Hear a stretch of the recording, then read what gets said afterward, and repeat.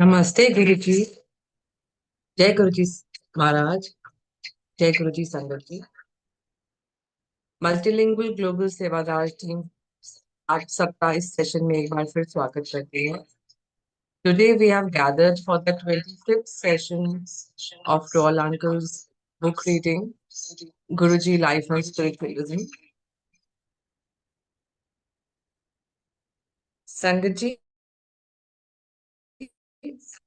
today we have amongst us for this session Namrata Paul Auntie and Tanish Kapoor Auntie, of course accompanied by Royal Uncle. We welcome you, Auntie. We've already covered the initial part of chapter 25, titled as Sadhanas, Siddhis, and Enlightenment. And we are going to cover the remaining part today. So we have Namrata Paul Auntie as the reader cum analyst, and we have Tanush Kapoor Auntie as the interventionist. I'll briefly read out the profiles to introduce our guest today.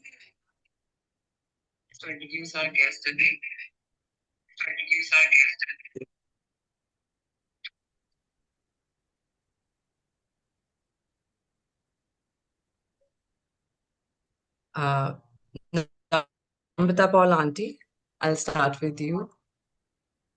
The Pauls, Namrata and Achal, came under the umbrella of Guruji's blessings when Guruji was in Empire State, Mehrauli, New Delhi. At personal and professional front, Namrata Paul Auntie is a postgraduate from Delhi University who has to her credit a professional career in teaching, mentoring, and creative writing for nearly 38 years. We welcome you, Auntie. Tanuj Kapoor Auntie is ever grateful to Guruji for taking her and her family in his Sharan in 1989 when Guruji visited Gurdaspur, Punjab.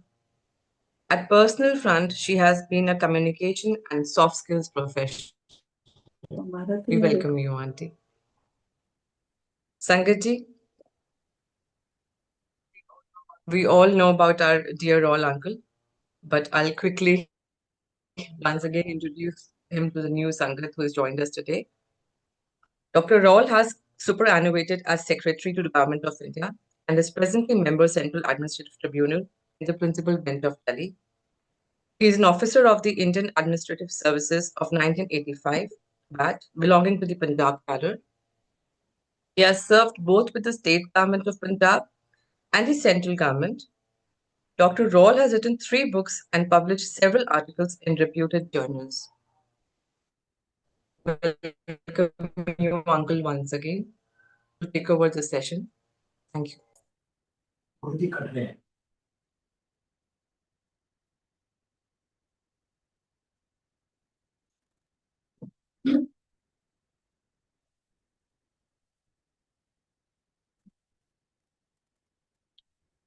जय गुरु जी, शुक्राना गुरु जी, शुक्राना महाराज, एक बार फिर अपनी चरण शरण में सेवा करने का मौका देने का शुक्राना.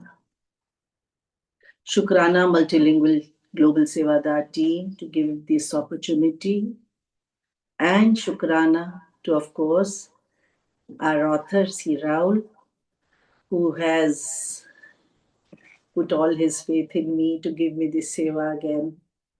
Thank you, everybody.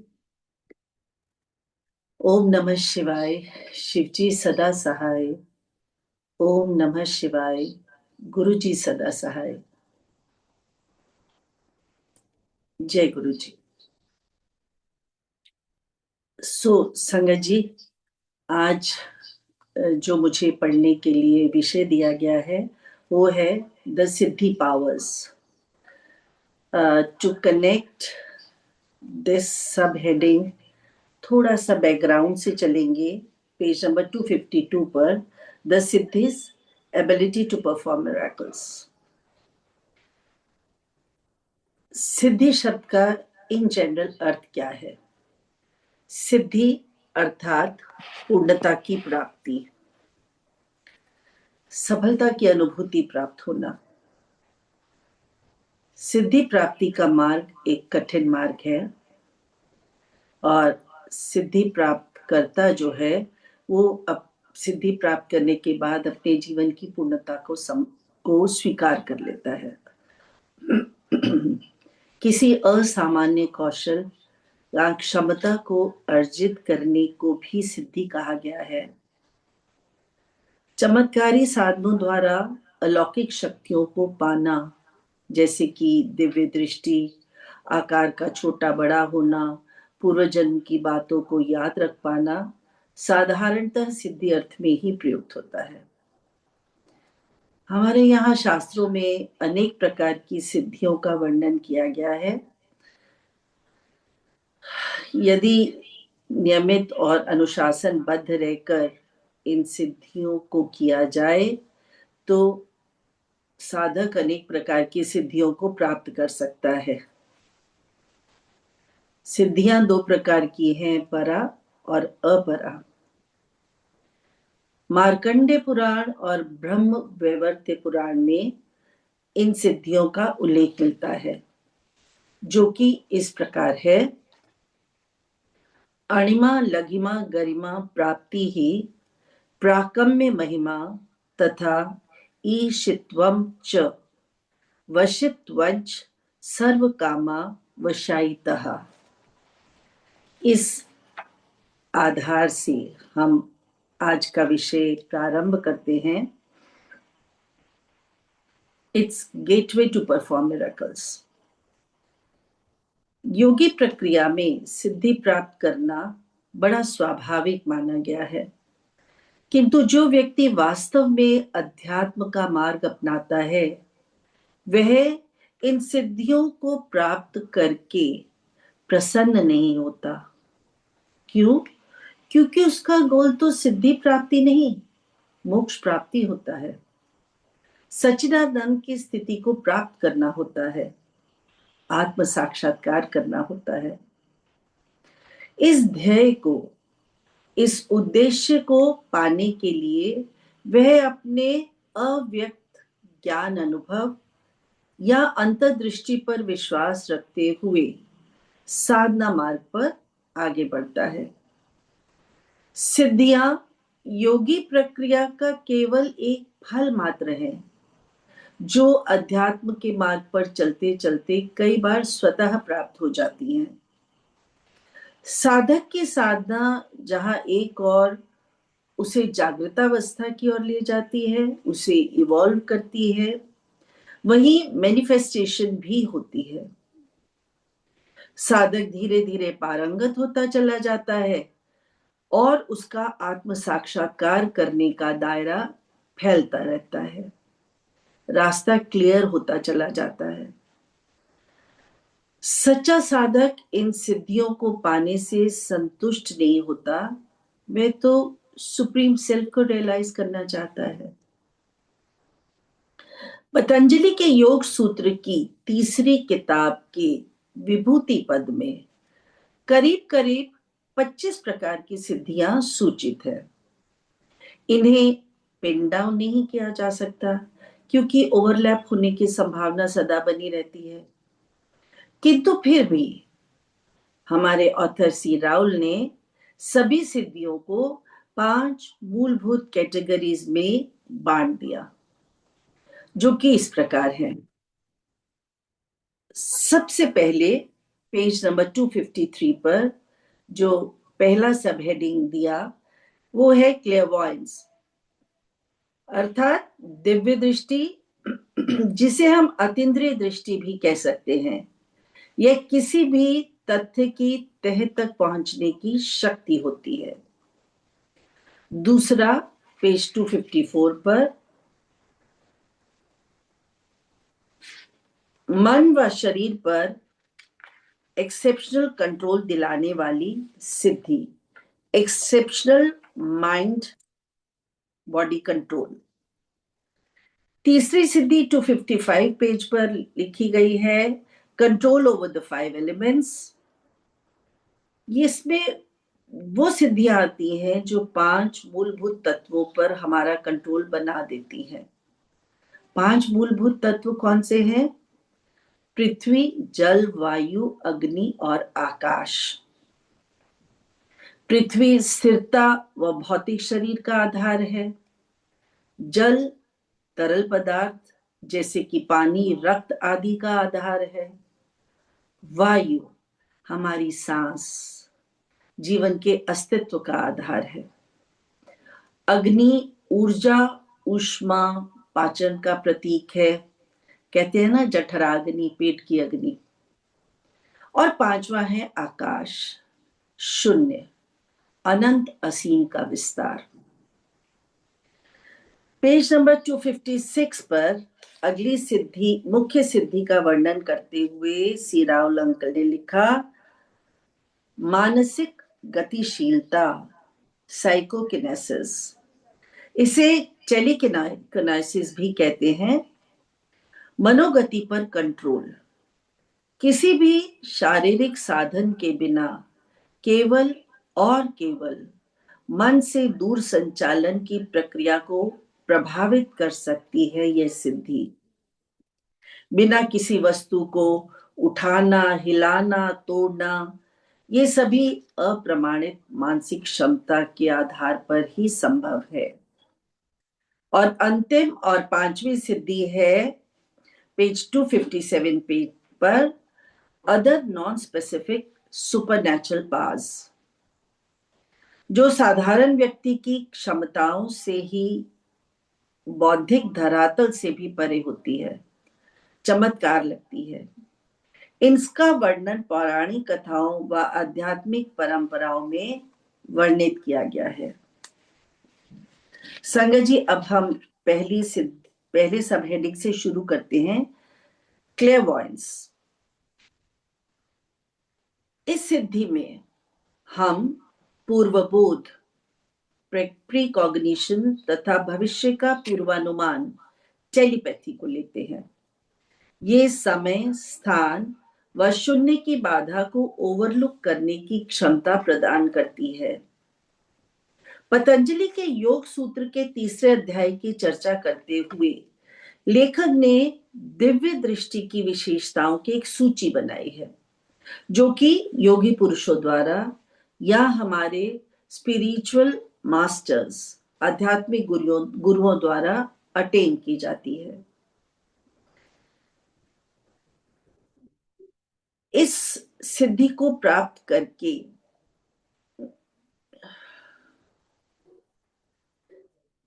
यहाँ बुलेट पॉइंट्स हैं जो राहुल जी ने लिखे हैं, लेकिन मैंने उन्हें नंबर्ड कर दिया है to be more specific and easy. सबसे पहले भूत, वर्तमान और भविष्य को जानने की एबिलिटी प्राप्त हो जाती है, अर्थात योगी त्रिकालदर्शी हो जाता है। त्रिकालदर्शी किसी के भी भूतकाल, वर्तमान काल और आने वाले भविष्य काल को बड़ी स्पष्टता से देख सकता है, जान सकता है। पतंजलि के योग सूत्र के तीसरे अध्याय के 16th वर्स में इस बात का वर्णन मिलता है। गुरुजी इस सिद्ध अवस्था से परिचित है। गुरुजी स्वयं कहते थे कि हम पहले भी मिल चुके हैं, डेट, टाइम, स्थान के साथ। और हमारे ऑथर सी राहुल तो इसके प्रत्यक्ष उदाहरण हैं। पहली बार गुरुजी से मिले तो गुरुजी ने उनसे यही कहा था कि हम पहले मिल चुके हैं। If I may add, our Guruji is the boss, supreme. Second point में दूर दराज के व्यक्तियों द्वारा उत्पन्न की गई आवाजों को सुन सकते हैं। इसे दिव्य दर्शन या दूर श्रवण कहा गया है। त्रिकालदर्शी होने का काउंटर पार्ट है ये सिद्धि, इसलिए इसे थर्ड आई या अतीन्द्रिय श्रवण भी कहा जाता है। योग सूत्र के तीसरे अध्याय का 17th वर्स में इस बात का वर्णन मिलता है। संगत जी, अक्सर जो लोग गुरुजी से फिजिकली मिले हैं, उन्होंने गुरुजी के मुंह से सुना है कि आज तेरे बाथरूम में पीला टॉवल लगा हुआ था, या कल तू सस दी बड़ी बुराइयां कर रही सी, इत्यादि इत्यादि। तो इन एग्जाम्पल से स्पष्ट हो जाता है कि महाराज जो हैं वो इस सिद्धि को प्राप्त थे।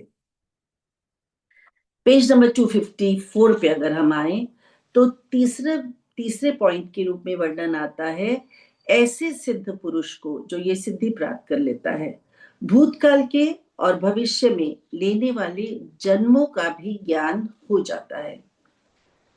कोई भी व्यक्ति पूर्व जन्म में कौन था और भविष्य में वह कहाँ उत्पन्न होगा, वह ये सब जानता है। हमारे गुरुजी तो जन्म जन्मांतरों को एक नजर भर से स्कैन कर लेते थे। योग सूत्र 3 के 18th एंड 39th वर्स में इस बात का वर्णन मिलता है। नेक्स्ट पॉइंट इज टेलीपैथी, भविष्य का पूर्वानुमान करने की क्षमता प्राप्त कर लेना। चोला छोड़ने के इतने साल बाद भी महाराज आज भी टेलीपैथी से हम सबसे बात करते हैं, दिव्य दर्शन प्राप्त होते हैं, स्वप्न दर्शन प्राप्त होते हैं। योग सूत्र 3 अध्याय 19th एंड 20th वर्स में इस बात का वर्णन है। नेक्स्ट पॉइंट में अपनी ही मृत्यु का दैहिक रूप से शरीर के अंत समय का पूर्व ज्ञान हो जाता है सिद्ध पुरुष को। तीसरे अध्याय के 23rd वर्स में इस बात का वर्णन है। आज अगर थोड़े साल पीछे देखते हैं तो ऐसा लगता है शायद गुरुजी जानते थे कि अब समय आ गया है और इसीलिए हम सबको बहाने बहाने से प्रिपेयर कर रहे थे। सबको अपनी अपनी सेवा बता रहे थे। हम ही नादान थे, शायद समझ ही ना पाए कि महाराज किस और इशारा कर रहे हैं। 6th पॉइंट के रूप में धरती की सीमाओं से परे आउटर यूनिवर्स को भी जान सकता है सिद्ध। स्पेस और यूनिवर्स में पाए जाने वाले माइक्रोस्कोपिक ऑब्जेक्ट्स को जान जाता है साधक।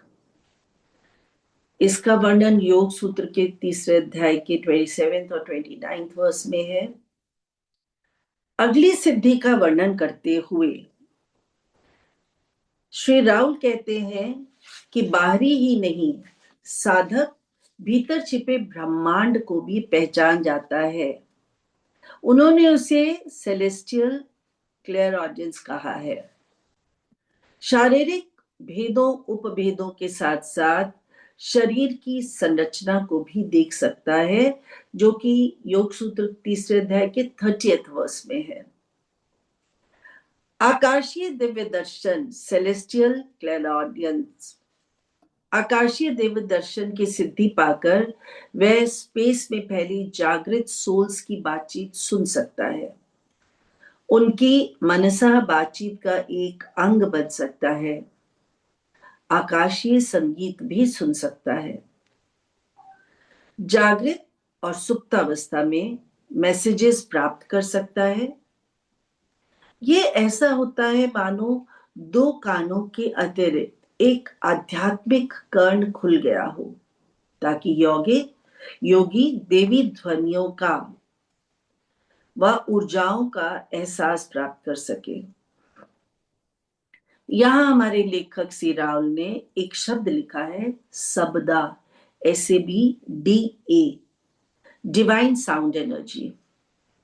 श्रुति वेद में भी इसका वर्णन मिलता है। इसके द्वारा साधक दैवी नामों को रियलाइज ही नहीं कर सकता, बल्कि उनकी उपस्थिति का आभास भी कर सकता है। यहां मैं थोड़ा सा सबदा के विषय में बताना चाहूंगी। सबदा अर्थात शब्द या शब्द, it's a sacred sound, word और टेस्टिमनी। यह शब्द का अर्थ वर्णों के मेल से बने शब्द से कदापि नहीं है। यह ज्ञान प्राप्त करने का प्रामाणिक साधन है और आध्यात्मिक अभ्यास का एक महत्वपूर्ण हिस्सा भी है।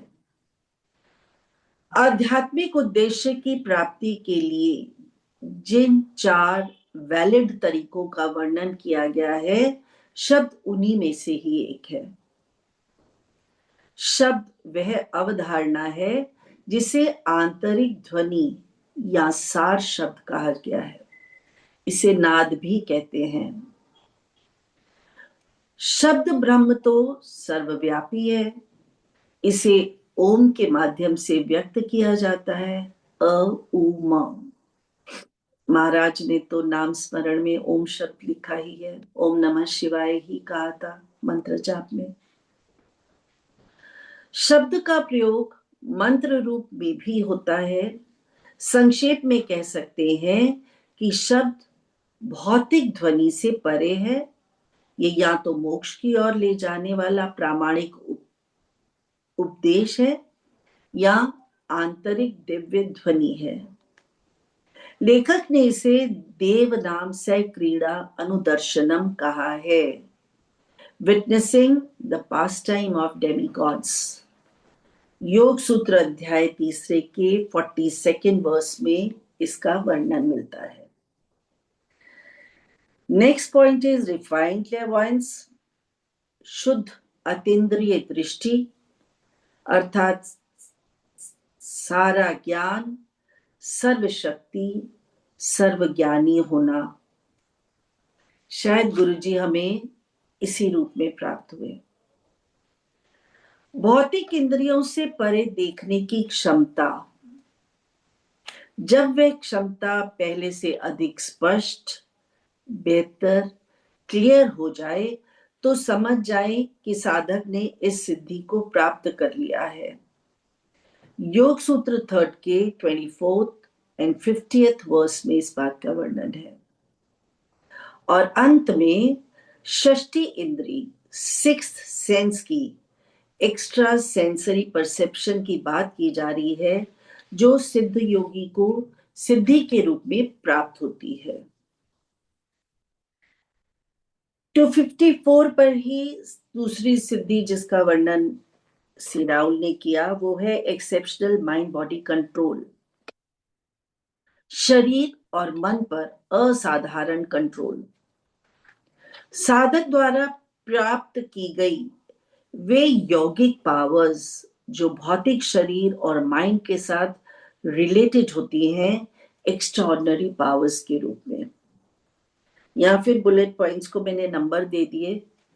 सबसे पहले है भूख और प्यास के स्वाभाविक गुण से मुक्ति, liberation from hunger and thirst. साधक केवल सांस की, प्राण की ऊर्जा के साथ जीवित रह सकता है, जिसे ब्रेथेरियनिज्म कहा गया है। बिना भोजन, इनैडिया, बिना जल के भी वह जीवित रह सकता है। संगत जी, अगर कोई त्रुटि हो तो क्षमा करें। मैंने भी ये बात किसी संगत के मुंह से ही सुनी कि गुरुजी कहा करते थे कि जब मैं हिमालय जाना वाना तप करन तो उत्थे खान पीन वास्ते कुछ नहीं मिलता, सिर्फ अपने साह नाल ही जिंदा रहता है व्यक्ति। और हम लोगों के सामने आने से पहले महाराज ने हिमालय पर ऐसी काफी तपस्या की जहां हिमालय को उन्होंने अपने साधना का क्षेत्र बनाया। तो महाराज जो हैं इस प्रकार की सिद्धि को स्वतः प्राप्त ही थे। हमारे गुरुजी साधारण गुरु नहीं है, ये बात हम सब जानते हैं। महायोगी है। योग सूत्र 3 के 31st वर्स में इसका वर्णन है। सेकंड है एक्सेप्शनल स्टेबिलिटी, अत्यधिक ठहराव, संतुलन या हेल्थ।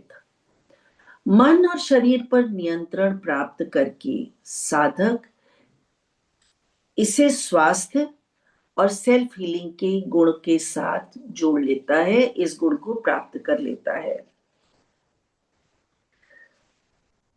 योगानंद परमहंस जी ने अपनी किताब में इसका वर्णन किया है कि जो व्यक्ति एक बार इस सिद्धि को प्राप्त कर लेता है वह कभी शारीरिक रूप से बीमार नहीं होता।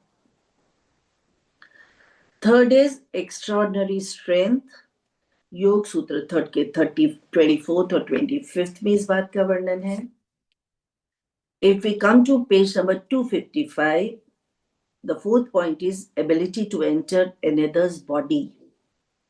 किसी दूसरे के शरीर में प्रवेश कर पाने की क्षमता, इसे यहां शक्तिपात कहा गया है. लेखक कह रहे हैं कि आध्यात्मिक ऊर्जा का एक व्यक्ति से दूसरे व्यक्ति में संचरण शक्तिपात कहलाता है. आध्यात्मिक शक्ति को प्राप्त करके साधक नए नए साधकों को यह शक्ति केवल देखने मात्र से, कभी कभी केवल अपनी फिजिकल अपीयरेंस, अपनी फिजिकल उपस्थिति से, और कभी स्पर्श करके ट्रांसमिट कर सकता है. गुरुजी इसके साक्षात उदाहरण हैं. मेरे अंकल बहुत बीमार थे. महाराज रोज चरण सेवा का मौका देते थे और शायद केवल उस स्पर्श से उन्होंने उनकी बॉडी को इतना एनर्जाइज कर दिया कि उसका कैंसर जो है वो स्वतः दूर हो गया. योग सूत्र के तीसरे अध्याय के 39th वर्स में इसका वर्णन मिलता है और एंड में है एक्वायरिंग ब्लेजिंग रेडियंस, ऊर्जावान, कैरिस्मेटिक या आभा मंडल प्राप्त करना. अदृश्य ऊर्जा क्षेत्र है जो साधक की आंतरिक स्थिति को दर्शाता है. इसे ऑरा कहा गया है. चेहरे की चमक, शांत मुद्रा, निश्चल व्यक्तित्व झलकने लगता है साधक में. आज भी गुरु जी का स्वरूप जो है इस बात का प्रमाण है.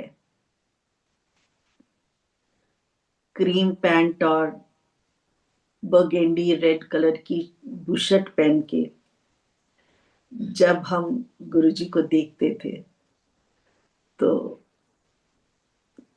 किसी भी यंग बॉय को वो चैलेंज कर सकते थे. और मैं तो बहुत बार उनको अपना हैंडसम डूड कहती थी.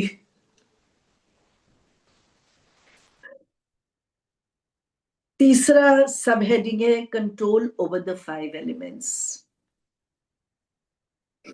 पंच मूलभूत तत्वों पर नियंत्रण. इस क्षमता को प्राप्त करके साधक एटम की तरह सूक्ष्मतम हो सकता है. इस सिद्धि को अणिमा कहते हैं. अपनी अपीयरेंस को बदल सकने की सिद्धि, जिसे प्रादुर्भाव ऑफ बॉडी कहा गया है, ताकि शारीरिक रूप से सुरक्षित या अभेद्य शरीर को प्राप्त कर सके. शारीरिक रूप से परफेक्ट बॉडी प्राप्त कर लेता है साधक. इस सिद्धि से साधक में अनवल्नरेबल या अभेद्यता का भाव उत्पन्न हो जाता है. अभेद्यता मतलब जिसे भेदा ना जा सके. जब हम परफेक्शन ऑफ बॉडी की बात कर रहे हैं तो परफेक्शन ऑफ बॉडी से हमारा क्या अर्थ है? सबसे पहले ब्यूटी, रूप. दूसरा ग्रेसफुलनेस, लावण्य.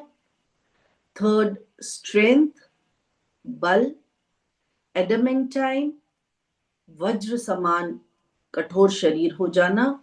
एंड फिफ्थ इज एंड्योरेंस, सहन शक्ति.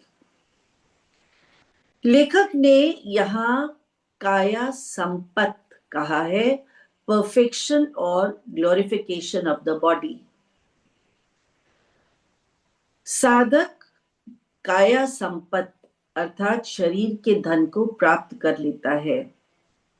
संस्कृत में काया शब्द का अर्थ है शरीर, तन, और संपत्त अर्थात धन संपत्ति. पतंजलि के योग सूत्र के अनुसार यह एक महत्वपूर्ण सिद्धि है जो योग और अभ्यास के परिणाम स्वरूप ही प्राप्त होती है. इसका अभिप्राय एक सशक्त, स्वस्थ, सुंदर शरीर की प्राप्ति है. यह आध्यात्मिक पूर्णता और गुणों को भी दर्शाता है। आगे वर्णन करते हुए कहा गया कि इस प्रकार की सिद्धि प्राप्त करके साधक प्रकृति के विविध नियम, वेरिगेटेड लॉज ऑफ नेचर, जैसे कि गुरुत्वाकर्षण, ऊर्जा का संरक्षण, प्रकाश का सीधी रेखा में गमन आदि वैज्ञानिक नियमों से फ्री हो जाता है। दार्शनिक नियम है, जैसा भीतर वैसा बाहर। साधक इस सिद्धि से इसी सार्वभौमिकता के नियम को प्राप्त कर लेता है। नेक्स्ट बोला, योगी द्वारा साधक 8 मुख्य सिद्धियों में से 4 सिद्धियां जो कि उसके शरीर से संबंधित हैं उसे प्राप्त कर लेता है। लेखक इसे काम रूपम अर्थात इच्छित रूप को ग्रहण कर लेना कह रहे हैं। इसके 4 प्रकार हैं। अणिमा, सूक्ष्म से सूक्ष्मतर रूप धारण करने की शक्ति। संगत जी, यहां मैं हनुमान जी का उदाहरण देना चाहूंगी। अष्ट सिद्धि नवनिधि के दाता हम सब पढ़ते हैं। तो सूक्ष्म से सूक्ष्मतम रूप जो है, ये सिद्धि हनुमान जी को प्राप्त थी जब दूत बना के उन्हें लंका भेजा गया था। तो वहां लंकिनी जो है वो रक्षा कर रही थी ताकि कोई भी लंका में एंटर ना कर सके। हनुमान जी ने उस समय एक छोटे से मच्छर का रूप धारण कर लिया था और लंकनी के मुंह से प्रवेश किया उसके शरीर में और बाहर आ गए और कहते अब मैंने इस शर्त को पूरा कर लिया, और मच्छर के रूप में उन्होंने लंका में प्रवेश किया। दूसरी सिद्धि है लघिमा। लघिमा अर्थात अत्यंत हल्का या सूक्ष्म हो जाने की शक्ति। यहाँ पे भी हनुमान जी का उदाहरण दे सकते हैं कि वो उड़ सकते थे इतना विशालकाय शरीर होने के बावजूद। महिमा, विशाल से विशालतम रूप धारण कर सकने की शक्ति। जब सीता माता के सामने हनुमान जी गए तो सीता माता ने कहा कि छोटे से वानर हो, तुम कैसे लंका विजय कर सकते हो? तो मैं तो इस बात पे विश्वास नहीं करूंगी। तो माँ को विश्वास दिलाने के लिए हनुमान जी ने इतना बड़ा रूप धारण कर लिया कि जिस वृक्ष के नीचे सीता बैठी थी उससे भी बड़े हो गए, विशाल से विशालतम रूप। और दूसरा उदाहरण है, जब रावण ने कहा कि पूंछ पे आग लगा दी जाए तो हनुमान जी ने इतना बड़ा शरीर धारण कर लिया कि पूरी लंका में कपड़ा कम पड़ गया पूंछ लपेटने के लिए। चौथी यहाँ पे वर्णन है गरिमा का, जो अत्यंत भारी हो जाने की शक्ति है। एक बार जब पांडव जा रहे थे ना, तो हनुमान जी रास्ते में बैठे हुए थे और नेचुरली बड़े शरीर था तो उनकी पूंछ जो है वो रास्ते को रोक रही थी, रोड को रोक रही थी। तो पांडवों ने हाथ जोड़ के अनुनय विनय की कि कृपया महाराज अपनी पूंछ किनारे कर लीजिए ताकि हम पास हो जाएं, क्रॉस कर जाएं। भीम के घमंड को तोड़ना चाहते थे हनुमान। उन्होंने कहा कि मैं तो बड़ा वृद्ध हो गया हूं, मैं अपनी इतनी लंबी पूंछ उठाने में असमर्थ हूं, मेरी पूंछ उठाकर तुम ही किनारे क्यों नहीं रख देते? संजय जी, भीम ने अपनी पूरा जोर लगा लिया। कहते हैं 100 ऐरावत हाथियों का बल था भीम में। भीम इतने बलशाली थे, लेकिन वो हनुमान जी की पूंछ को हिला भी नहीं पाए। तब उन्होंने कहा कि आप कोई साधारण वानर नहीं है, सिद्ध पुरुष है, तो अपने असली रूप में दर्शन दें और हमें क्रॉस करने दें। योग सूत्र के अभ्यास तरीके 46 और 47 वर्स में इस बात का वर्णन मिलता है। आगे सब हेडिंग है मेटेरियलाइजेशन और डीमेटेरियलाइजेशन। ये सब हेडिंग दिया है हमारे ऑथर ने इसे। यह सिद्धि या शक्ति योगी के साइज व अपीयरेंस की मैनिपुलेशन, किसी कामना की पूर्ति या भौतिक वस्तुओं के विनाश की शक्ति की भी प्रदायक होती है। मेटीरियलिस्ट मटेरियल मैनिफेस्टेशन के अंतर्गत जो सिद्धियां आती हैं वे हैं सबसे पहले प्राप्ति, मनचाही वस्तु या स्थान तक पहुंचने की ताकत। दूसरी है प्राकम्य, दूसरे के मन को पढ़ पाने की क्षमता या किसी भी इच्छा को पूरा करने की ताकत। थर्ड है वशित्व, दूसरे को वश में करने की शक्ति। इसी के अंतर्गत आत्मनियंत्रण और दूरदृष्टि आती है। इंद्रियों और मन पर पूरा नियंत्रण आत्मनियंत्रण कहलाता है। और भविष्य की और अतीत की घटनाओं का ज्ञान प्राप्त करने की शक्ति जो है वे दूरदृष्टि होती है। ईशितृत्व, power to create materialization or destroy the grass, it is dematerialization. काम वशित्वा, योगी जो भी पाने की इच्छा करे वह पूरा हो जाए, ऐसा अंकल ने लिखा। सब हेडिंग नेक्स्ट पेज 256 पर है, परफेक्शन ऑफ द बॉडी। ये है अति साधारण, अत्यंत अति साधारण माइंड बॉडी कंट्रोल, जिसे साइकोकिनेसिस अर्थात मन की शक्ति से वस्तुओं को हिलाने की क्षमता के साथ जोड़ा गया है। इसके अनुसार शरीर भौतिक दृष्टि से मृत हो जाने के बाद भी डीजेनरेट नहीं होता। योगानंदा जी के शरीर को कितने सालों साल मृत होने के बाद भी रखा गया ज्यों का त्यों, और डीजेनरेशन नहीं हुई। या लाइफ एक्सटेंशन जो है वो असीमित हो जाती है, बिकॉज ये शक्ति जो है माइंड बॉडी और कंट्रोल पे ऐसा योगी को स्ट्रांग बना देती है कि वो इस पावर को प्राप्त कर लेता है।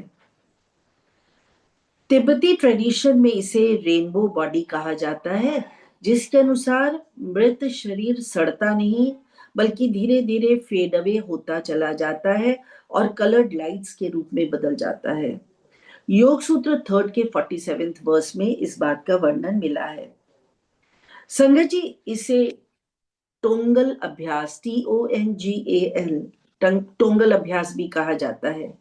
और ईसाई रहस्यवाद की बात करें तो उसमें इसे पूर्ण शरीर कहते हैं। सूफीवाद में सुपर सेलेस्टियल बॉडी भी कहा जाता है इसको। अगला सब हेडिंग है ability to withstand the extremes of weather and elements.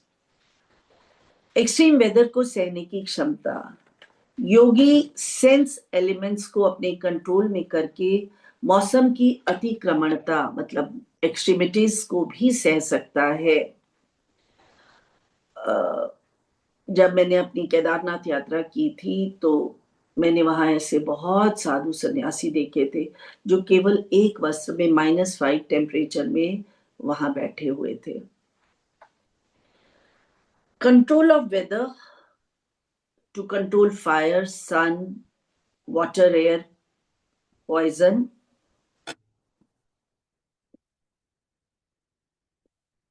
लेखक ने इसे अग्नि अर्का अंबु विषा अधिनाम प्रतिष्ठम कहा है। प्रतिष्ठम कहा है। यहाँ पे एक और छोटा सा एग्जाम्पल देना चाहूंगी। जब महाभारत का युद्ध चल रहा था और अभिमन्यु की मृत्यु का कारण सभी कौरव बने थे। जयद्रथ ने अभिमन्यु को अपना तीर मार के अंतिम तीर मारा और जिससे अभिमन्यु की मृत्यु हो गई। तो उस समय जब अर्जुन को ये बात पता चली तो बहुत खफा हो गए और अर्जुन ने प्रतिज्ञा की कि आज सूर्यास्त से पहले यदि मैंने जयद्रथ का वध नहीं किया तो मैं आत्मदाह कर लूंगा, जल के मर जाऊंगा। अब प्रतिज्ञा बहुत भारी थी। जयद्रथ जो है वो छिपा हुआ था। अब जैसे ही कृष्ण को इस बात का एहसास हुआ कि सूर्यास्त होने वाला है और जयद्रथ का वध अभी तक नहीं हो पाया, तो अर्जुन जो है वो आत्मदाह कर लेंगे। श्री कृष्ण ने कुछ एक समय के लिए सूर्य को बादलों में छिपा दिया, जिससे कि जयद्रथ को ये लगा कि सूर्यास्त हो गया, अब अर्जुन मेरा कुछ नहीं बिगाड़ पाएंगे। तो जैसे ही वो अपने हाइड आउट से बाहर आए, श्री कृष्ण जो है उन्होंने सूर्य को पुनः उदय कर दिया और अर्जुन से कहा कि तीर मार और इसको मृत्यु की ग्रास बना दे। तो यहाँ पे वो तो खैर भगवान की बात हो रही है, यहाँ पे किस प्रकार साधक की सिद्धि को प्राप्त करके कंट्रोल कर सकता है। हमारे गुरु जी भी रब से कम थोड़ी है। फर्स्ट टाइम हमने जब गुरु जी से मिलने जाना था, मैं हमेशा कहा करती थी गुरु जी आज हमारा आपके साथ हैप्पी टू है। गुरु जी खुद कहते थे हैप्पी टू, हैप्पी बर्थडे नहीं कहते थे उस डेट को। 6 जनवरी को हम आज भी अपने गुरु जी के साथ मिलने के हैप्पी बर्थडे के रूप में मनाते हैं। तो जब हमने फर्स्ट टाइम जाना था संगत जी, यू वोंट बिलीव, ऐसी बरसात दिल्ली वालों ने शायद ही कभी देखी हो कि पुल गिर रहे हैं, पेड़ गिर रहे हैं और तूफान बुरी तरह से आ रहा है। घर में भी तूफान मचा हुआ कि कहाँ लेके जा रही है उसको, और उसको तो पानी की एक बूंद नहीं डलनी चाहिए, डॉक्टर ने मना किया है, गले पे बूंद नहीं डली, अभी अभी सर्जरी हुई थी। तो यू वोंट बिलीव संगत जी, हम वेस्ट दिल्ली में रहते थे, जैसे ही हम इंडिया गेट पहुंचे and there was no rain at all, roads were dry। महाराज शायद परीक्षा ले रहे थे कि अंधे नहीं अंधे देखना, वहां बुलावा तो उनका आया ही था। समय स्थान जो है वो गुरुजी निर्धारित करते हैं, खुद बोलते हैं समय मेरा स्थान मेरा, थोड़ी सारी इच्छावां मैं पूरी करांगा। जैसे ही इंडिया गेट क्रॉस किया, इतना ड्राई वेदर टिल छोटे मंदिर Empire State, there was not even a drop of rain. तूफान की तो बात ही क्या करनी है। तो ये सब कंट्रोल ऑफ वेदर तो बहुत छोटी बात है गुरु जी के लिए। एक संगत की लड़की की शादी थी, नाम नहीं लूंगी, बहुत तूफानी बरसात आ रही थी, उस दिन भी बहुत बरसात आ रही थी। तो सब हैरान थे, भी शादी कैसे होगी, गुरुजी ने भी तो शादी में आना है। संगत जी आप मानेंगे नहीं, हम लोग अभी वेन्यू पे पहुंचे ही थे और बारिश रुक गई, पूरी तरह से बरसात रुकी हुई, और बरसात ही नहीं रुकी, मौसम ऐसे हो गया सुहाना, ठंडी हवा वाला। और जितनी देर तक वो बच्चे की विदाई नहीं हुई, एक बूंद नहीं बरसी। तो कंट्रोल ऑफ वेदर के तो दसियों एग्जाम्पल्स होंगे संजय जी के पास।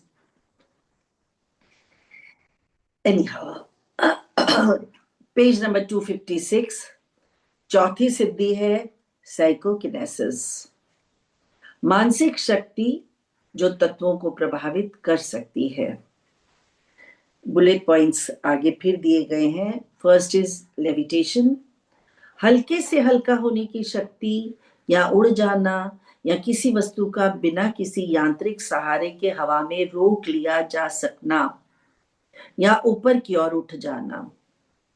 इस सिद्धि के प्राप्त करने के बाद योगी हवा में तैर सकता है, पानी पे चल सकता है, कांटों और तलवारों पर भी चल सकता है। योग पतंजलि योग सूत्र के 3 अध्याय के 40th एंड 43rd वर्ष में ये बात लिखी गई है। लेकिन हम सभी गवाह हैं कि गुरु जी के पैरों के निशान कभी जमीन पे नहीं पड़ते थे। कितनी भी कीचड़ से गुजरे, कितनी भी पानी से गुजरे, महाराज के जूतों के निशान कभी जमीन पे नहीं पड़ते थे। बड़े मंदिर उन दिनों बन रहा था, नया नया मार्बल लगा था, और खूब बरसात जब हमें लेके गए, मजाल है पाँव का एक भी निशान कहीं भी हो। रेड कलर के जूते जो है मुझे आज भी याद है। Second is love and kindness to all, empathy and compassion to all, सबके प्रति दया व प्रेम का भाव। Compassion to all, to love all, ये प्रेम का प्रतिरूप बन जाता है योगी, चाहे वह लिविंग एलिमेंट हो या नॉन लिविंग, परमानेंट ब्लिस में रहता है। योग सूत्र 3 के 24th वर्स में इस बात का वर्णन किया गया है। थर्ड पेज 257 पर है, disappearance of the body from view, the power of invisibility। अपने शरीर को गायब कर सकता है साधक। योग सूत्र 14th and 24th verse. Telekinesis, ability to move objects in the physical world with the mind. मन की शक्ति से किसी भी पदार्थ को अपने स्थान से हिला पाने की ताकत। नेक्स्ट, बाई लोकेशन, एक से अधिक जगहों पर साइमल्टेनियसली दिखाई देना। मनः जित्वा कहा है लेखक सी रावल ने इसे। It's by the speed of thought. एक छोटा सा उदाहरण, I am sorry bar bar disturb हो रहे होंगे। एक बार एक अंकल को गुरुजी ने कहा 4 बजे मुझे एम्पायर स्टेट छोटा मंदिर आके मिलना। वो पहुंच गए, कहा मैसेज दे दीजिए गुरुजी ने मुझे बुलाया है। तो सेवादार ने कहा गुरुजी तो अंदर है ही नहीं है, गुरुजी तो यहाँ पे ही नहीं है, एम्पायर स्टेट में ही नहीं है। तो जैसे उसने कहा वो तो कि मैं तो नहीं जाऊंगा, मुझे तो महाराज ने खुद 4 बजे आने को बोला है, तो मैं तो अब यहाँ पे खड़ा हूँ जब तक महाराज मुझे बुलाएंगे नहीं। अब दोबारा जाके एक बार देख लीजिए।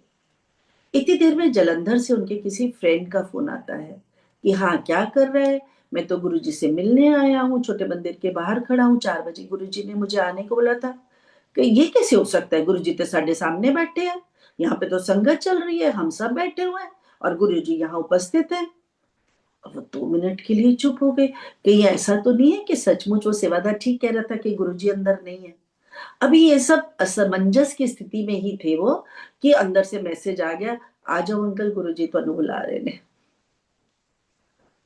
तो यहाँ पे बाई लोकेशन इस सिद्धीज ठीक है, पावर्स, इनकी बात अब हम तो अपने प्रैक्टिकल गुरु को जानते हैं ना, कि हमारे गुरुजी ने तो हर चीज को प्रैक्टिकल करके हमें दिखाया हुआ है, सिर्फ किताबों में नहीं पढ़ने की जरूरत।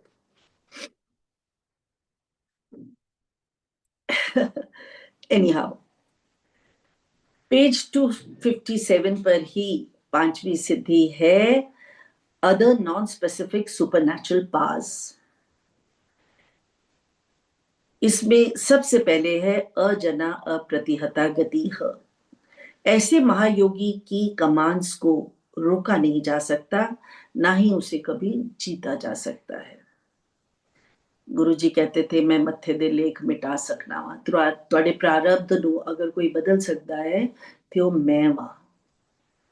मेरी कही हुई गल नू देवता भी नहीं टाल सकते, रब खुद भी नहीं टाल सकता। नेक्स्ट इज प्रख्या सिद्धि। इस सिद्धि को प्राप्त करके महायोगी निश्चित कर सकता है कि उसे किस स्त्री के गर्भ में जाना है। संगत जी, एक बार योगानंद जी का एक शिष्य था काशी। तो जैसे छोटे बच्चे थे सब पूछ रहे हमारा फ्यूचर बताएं, हमारा भविष्य बताएं। तो काशी ने भी उनसे पूछा कि मेरा भविष्य क्या है गुरुजी। तो काशी को उन्होंने कहा तू तो 11 साल की उम्र में मर जाएगा। अब मुंह से तो निकल गया इतनी बड़ी बात, लेकिन काशी को बहुत धक्का लगा। तो उसने कहा अच्छा इतना आप मुझे जरूर प्रॉमिस करें कि मैं जब भी अगला जन्म लूंगा आप मुझे मिलेंगे और मुझे पहचान लेंगे। अब उस पूरे चैप्टर में इस बात का वर्णन किया गया है कि किस प्रकार योगानंदा जी गए, मार्केट प्लेस में खड़े थे, उन्होंने अपने हाथों को ऊपर एंटीना के रूप में किया और उनका पूरा शरीर और उनके हाथ जो है वो गोल गोल घूमने लगे और उस डायरेक्शन में जाके रुक गए जहां वो गली थी। उस गली के भीतर जब वो गए तो उस घर के सामने आके वो बिल्कुल स्थिर हो गए। मीन्स उन्हें इस बात का आभास था कि काशी का पुनर्जन्म यही होने वाला है। तब बेल बजाई, घर का जो मालिक थे वो आए और साधु वेश में किसी को देख के नमस्कार किया और बोला कहिए। तो उन्होंने कहा तुम्हारी स्त्री गर्भवती है। अब पहले तो वो ये हैरान ही हो गया कि इनको कैसे पता मेरी स्त्री गर्भवती है। कहते तुम्हारे घर जो पुत्र उत्पन्न होगा ना वो स्पिरिचुअली अवेकन्ड है और वो मुझे अवश्य ढूंढ लेगा, मैं यही आशीर्वाद देने के लिए यहाँ आया हूँ। तो संगत जी यहाँ पे जो वूम डिसाइड करने वाली पावर है ना कि किस स्त्री के गर्भ में मुझे जाना है, ये शायद उसी का ही उदाहरण है। मानव रूपण या मानव छवि को रूपांतरित करना, ह्यूमन मॉर्फिंग। ऐसा सिद्ध योगी स्वयं को मॉर्फ भी कर सकता है। इसमें जेंडर, एज या अपीयरेंस का कोई अंतर नहीं पड़ता। आजकल एआई रिलेटेड बातें हम सुन रहे हैं ना, एनिमेशन वगैरह सुन रहे हैं, तो शायद ये उसी का ही उदाहरण है। नेक्स्ट इज माइथिक मॉर्फिंग, पौराणिक रूपांतर। यहाँ माइथिकल एंटिटी की बात हो रही है। योगी उच्च से उच्चतर धार्मिक एंटिटीज, चाहे वे मनुष्य हो या कोई अन्य जंतु के रूप में भी ट्रांसफॉर्म हो सकता है। यह ट्रांसफॉर्मेशन पार्शियल या संपूर्ण दोनों प्रकार से हो सकती है। ऐसा सिद्ध महायोगी ईश्वर और दैवी शरीर के रूप में स्वयं को परिवर्तित कर सकता है। एलियन क्रीचर्स या एक्सटिंक्ट हो गए क्रीचर्स का भी रूप धारण कर सकता है। इन 5 भागों में हमारे ऑथर ने बहुत ही खूबसूरती से सिद्धीज को जो है वो डिवाइड कर दिया। नेक्स्ट सब हेडिंग पेज 258 पर है योगिक पास, अटेनमेंट एंड रिटेंशन। यौगिक शक्तियां, प्राप्ति और अवधारण, किसी भी चीज को पाकर उसे ज्यों का त्यों बनाए रखने की अवस्था। लेखक कहते हैं कि अभी तक हम उन सिद्धियों का वर्णन कर रहे थे जो सुपरनैचुरल या अलौकिक शक्तियां थीं, जिन्हें यौगिक प्रक्रिया के माध्यम से प्राप्त किया जा सकता है। ये शक्तियां कॉन्कोमिटेंट हैं, सहगामी हैं। यौगिक शक्तियों की प्राप्ति के साथ साथ एक ऐसी व्यक्तिगत शक्ति को मेंटेन करना साधना के दौरान, जो उसे हर प्रकार से सक्षम बनाता है। अपने लक्ष्य को पाने के लिए इसे मध्यवर्ती परिणाम की तरह लिया जा सकता है, या साधक की साधनाओं की परफेक्शन के रूप में भी ले सकते हैं। इस प्रकार की सिद्धियां प्राप्त करके साधक को कैरिड अवे नहीं होना चाहिए। अपने अंतिम लक्ष्य पर, चैतन्यता की स्थिति प्राप्त करने के अपने लक्ष्य को भूलना नहीं चाहिए। वास्तविक लिबरेशन, जन्म मरण से मुक्ति, मोक्षावस्था की प्राप्ति को भुलाना नहीं चाहिए साधक को। पतंजलि के अनुसार सिद्धियां यौगिक साधना का स्वाभाविक आउटकम है, जो बहुत बार स्वतः उत्पन्न होती है और सिद्ध पुरुष को खुद ब खुद प्राप्त होती चली जाती है।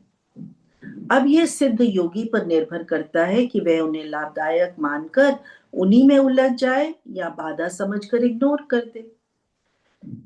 इन शक्तियों के प्रयोग की दिशा योगी के आत्मबल, दृढ़ निश्चय और ईमानदारी पर निर्भर करती है, जिसके साथ वे अपनी सिद्धि प्राप्ति के लिए प्रयत्नशील रहता है। संगत जी, लेखक आगे कह रहे हैं कि इन सिद्धियों को, अर्थात अलौकिक शक्तियों की प्राप्ति को, साधक के द्वारा व्यक्तिगत रूप से उसकी अपनी प्राप्ति नहीं कहा जा सकता। इसे ग्रेस ऑफ ग्रेट पावर कहा गया है लेखक द्वारा। विनाशकारी तत्वों को यह कभी भी प्रदान नहीं किया जा सकता।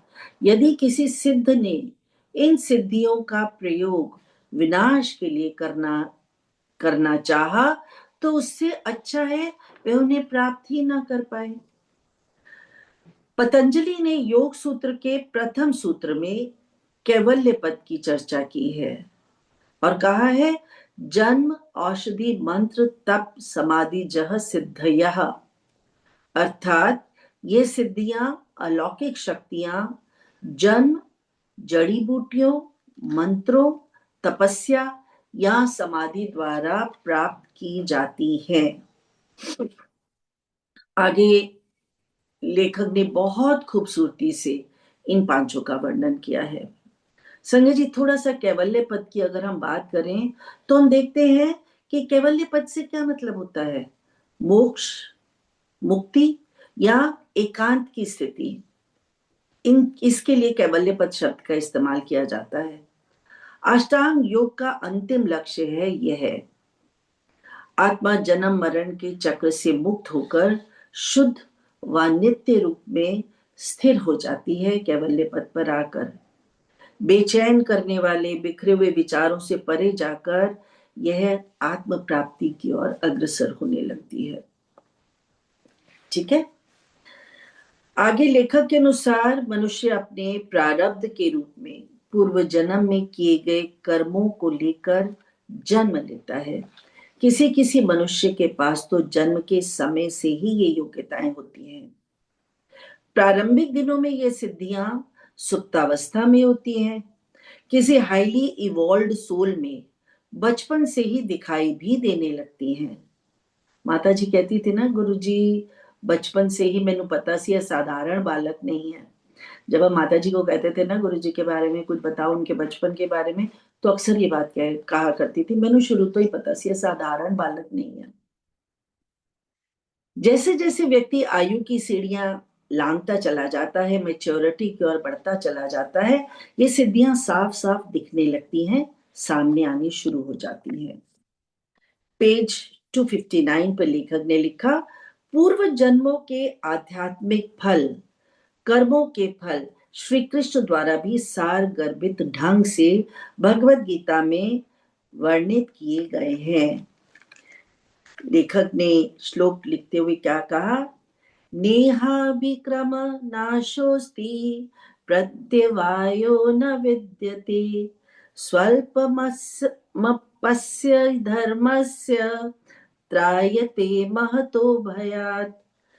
भगवत गीता के द्वितीय अध्याय सांख्य योग में 40वां श्लोक है ये, जिसका अर्थ है, in this endeavour there is no loss or diminution and a little advancement on this path can protect one from the most dangerous kind of fear, that is fear of falling or failing. Krishna के अनुसार क्रिया योग में किया गया कोई भी प्रभाव निष्फल नहीं जाता। हमारी सभी प्राप्तियां प्रेजेंट जन्म में ज्यों की त्यों इंटैक्ट रहती हैं और भविष्य के जन्मों तक भी हमारे साथ ही रहती हैं। ये साधक के लिए नींव का कार्य करती है और योगी की इंटेंशन व तपस्या के माध्यम से अगले जन्म तक भी चलती है। पतंजलि ने जन्म से प्राप्त होने वाली सिद्धियों की भी बात की है। शारीरिक गतिविधियां शरीर के साथ ही समाप्त हो जाती हैं, किंतु कर्म योग के सिद्धांत के अनुसार भौतिक शरीर के नाश के बाद सुपर कॉन्शियस स्फीयर में जाता है मनुष्य, अपने अगले जन्म को उच्चतर स्तर पर ले जाने के लिए।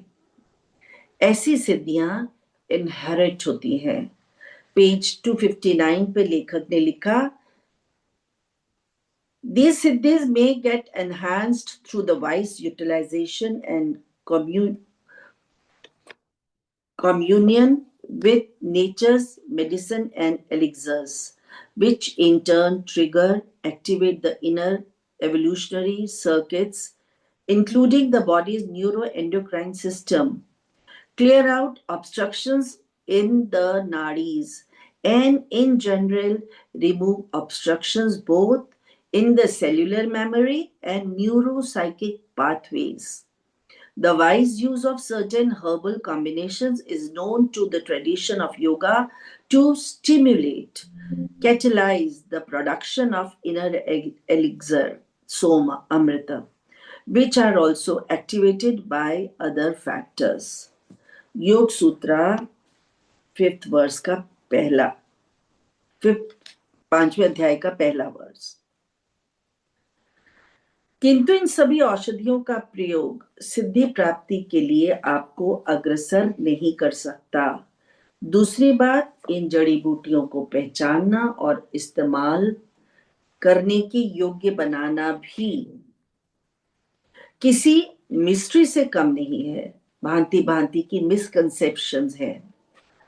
ये मिसकंसेप्शंस साधक को तंत्रिका तंत्र तथा हार्मोन उत्पादक के बीच की परस्पर क्रिया की ओर ले जाती हैं। It led to people to use psychotropic drugs जिसे पतंजलि ने स्वीकार ही नहीं किया।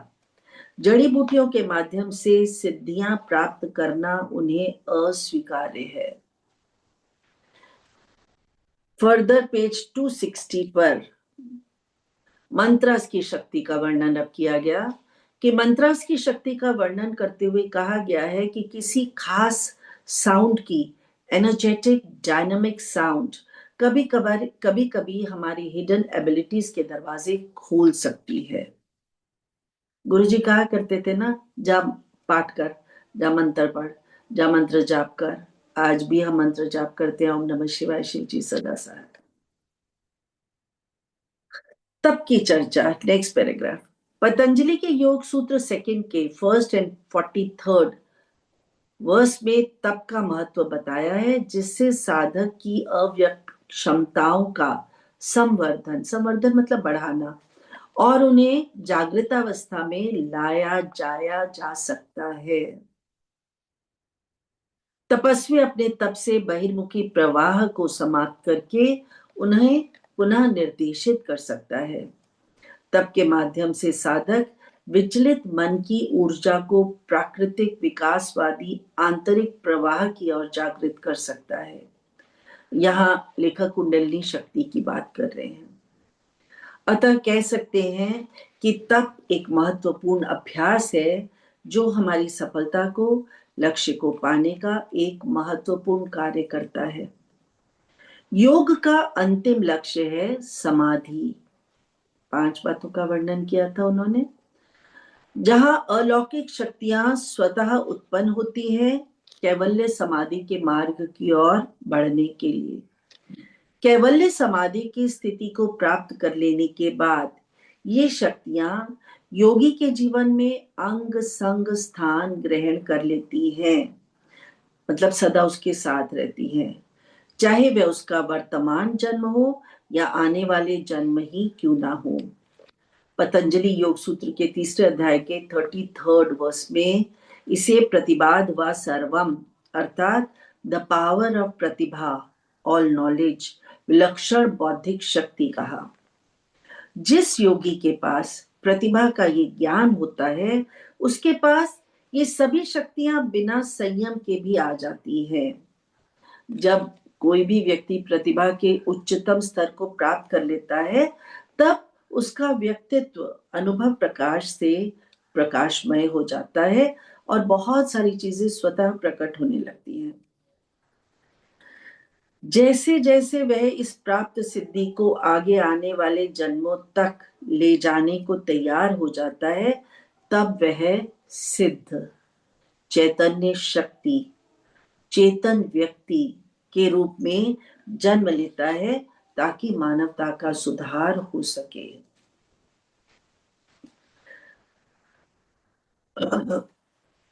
Author has summarized the chapter very well.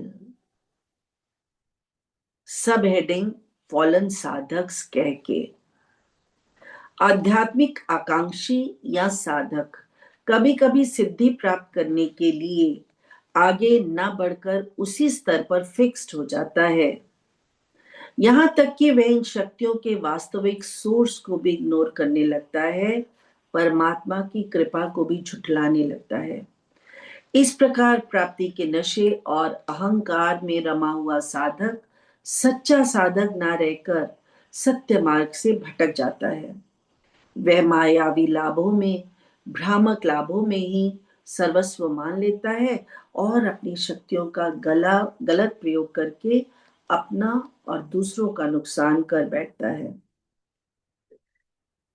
Continuation में पेज 261 में कहा, भारतीय और तिब्बती आध्यात्मिक साहित्य में इस प्रकार के मिसयूज ऑफ पावर्स के कई उदाहरण मिलते हैं। यह साधक के बुरे कर्मों का कुप्रभाव कहा जा सकता है। कभी कभी आरंभिक स्तर पर साधक का इरादा प्योर भी होता है, किंतु 1-2 सिद्धियां प्राप्त करके ही वह घमंड के जाल में उलझ जाता है।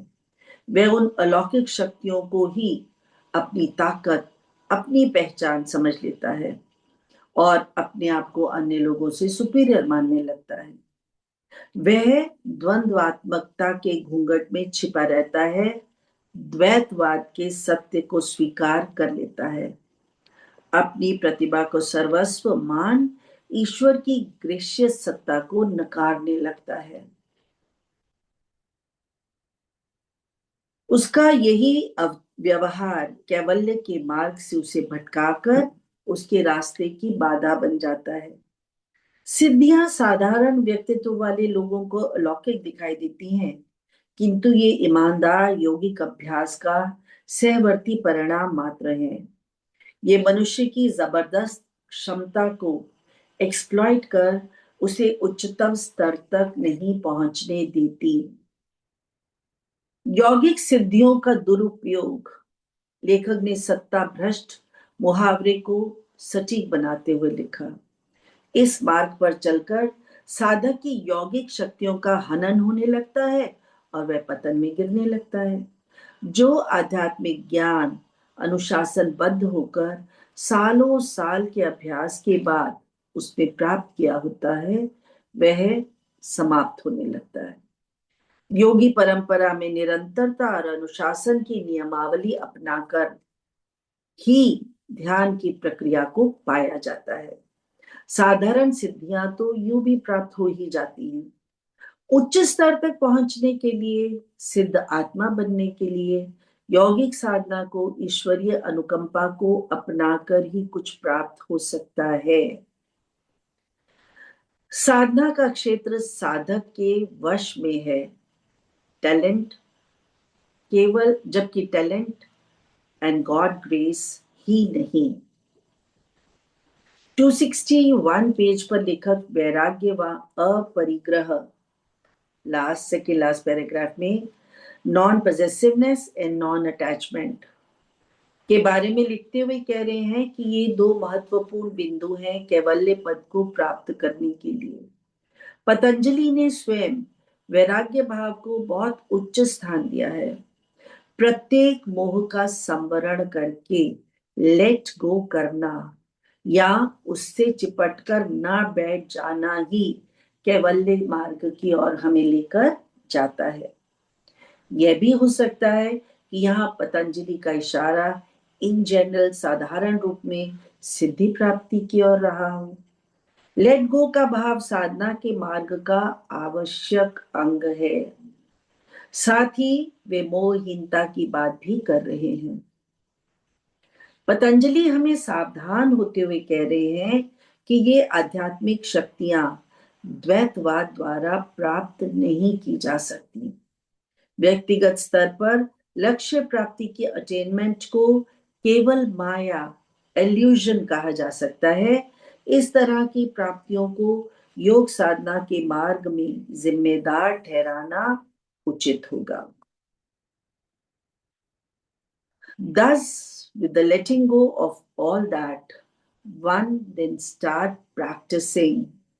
साधक संयम का अंकुश स्वयं पर अवश्य रखे ताकि वह आत्मा के परमात्मा से मिलन की श्रेष्ठतम उच्चतम गोल तक पहुंच सके। एब्सोल्यूट कॉन्शियसनेस को प्राप्त करके सच्चिदानंद की स्थिति को प्राप्त कर ले। सच्चिदानंद हम सभी जानते हैं, सत चित आनंद। पेज 262 पेज पर, लास्ट पेज पर लेखक ने लिखा, संकीर्ण मानसिकता वाले घमंडी साधकों से सदा सावधान रहना चाहिए, जो इन शक्तियों का दुरुपयोग कर सकते हैं। कभी कभी कोई अभ्यासी साधक कहलाने के योग्य भी नहीं होते, क्योंकि ये उन शक्तियों का प्रयोग दूसरों का नुकसान करने के लिए करते हैं, उन पर नियंत्रण या अपना प्रभाव डालने के लिए प्रयोग करते हैं, जो सर्वथा अनुचित है। एक समझदार आध्यात्मिक साधक इन पतित साधकों के साथ साथ एक सच्चे साधक को भली भांति पहचान सकता है। इसके साथ ही चैप्टर समाप्त। But I need to speak my heart. I know I've taken 15 minutes extra. I want to speak my heart about today's experience and the way our author, C. Raul, has taken this topic. Hats off to him. Firstly, my heartfelt gratitude for giving me this seva once again. The chapter Siddhi Paas was especially profound. The way the author has articulated our Guruji's grace. Author's writing not only enlightens but also elevates the reader, gently guiding all of us closer to Guruji's presence. I asked him, by the way, ये आपने chapter क्यों लिखा, the सिद्धेस के बारे में आपने क्यों लिखा? लेखक ने कहा कि जो लोग हमारे गुरुजी के बारे में फालतू बोलते हैं ना, जिन्हें पता नहीं है हमारे गुरुजी कौन है, वो इस चैप्टर को पढ़ के जान जाएंगे. रब नहीं मान सकते तो महायोगी तो है ही है. और संगत जी जो मिले हैं उन तो थ्रू आउट चैप्टर में शायद एक एक लाइन में बताती ही चली गई कि कोई एक भी सिद्धि ऐसी नहीं है जो महाराज में नहीं थी.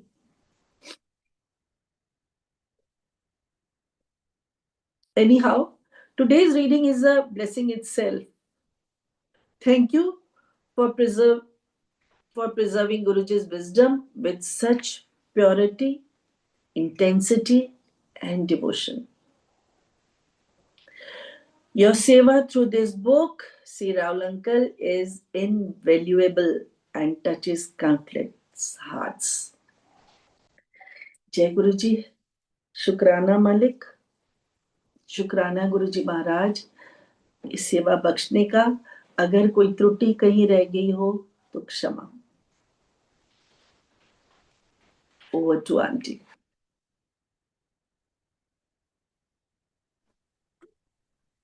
Thank you so much, Namrata Auntie, for such a beautiful reading.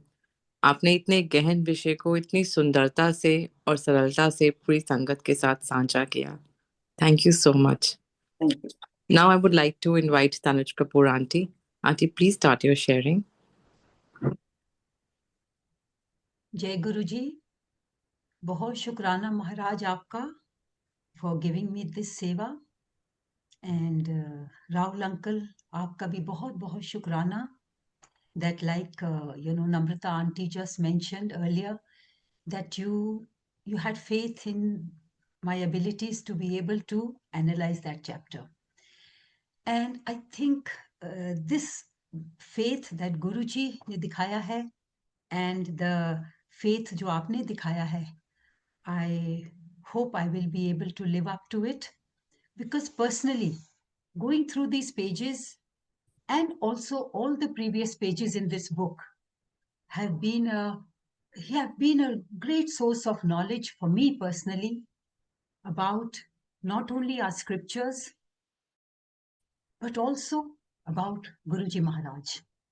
Yes, having known Guruji for many years, but Rahul uncle, आपकी जो book है which talks about Guruji, his life and spiritualism, is something that is I think taking us towards that path of enlightenment. In fact, in this chapter, Rahul uncle, you have given us an understanding of three main aspects of Indian spiritualism, that is sadhana, siddhi and enlightenment.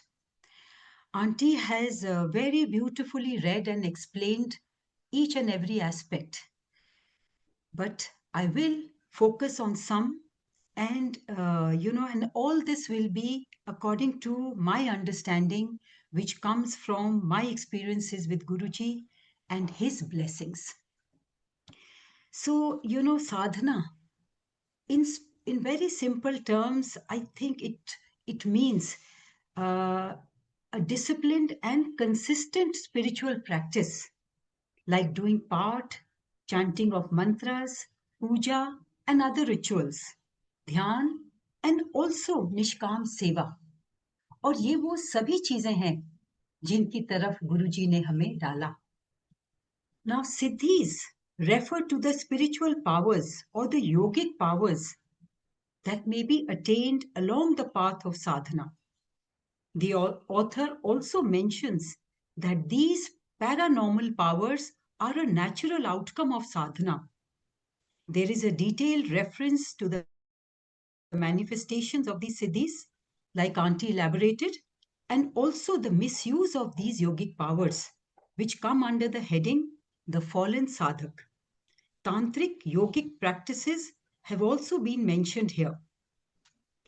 Finally, the ultimate objective of all spiritual practices is enlightenment, a realization of the sadhak's true divine nature, a state of complete surrender to God and oneness with God. Enlightenment is also a state of complete liberation that rises above ego and all desires, including the desires to possess any power. An enlightened being, and all this what I am saying is my understanding of what Rahul Uncle has mentioned in his book. So in simple terms, I am bringing it for you. It says an enlightened being may possess many siddhis or powers, but remains detached from them, using them selflessly, if at all. Often such enlightened beings don't focus on siddhis so as to be able to merge with the divine Atma and move towards Kaivalya Samadhi, which is oneness with the divine. Enlightenment also means gradually shedding all aspects of Maya, Kam, Krodh, Lobh, Moh, Ahankar, to be fully established in Paramatma. Vairagya or non-attachment while being engaged in the world are important disciplines in yoga, and there is a lot of emphasis on letting go. In Kali Yuga, everything has been simplified for the sadhak. So I believe enlightenment today would be to progress steadily on the path shown by our Guruji. Our scriptures, especially Gurbani, say that the biggest blessing for a sadhak is to be in the company of a Puran Guru or an elevated teacher who will take you from darkness to light, from ignorance to knowledge. Knowledge, which is pratibha, is an important aspect of moving towards enlightenment.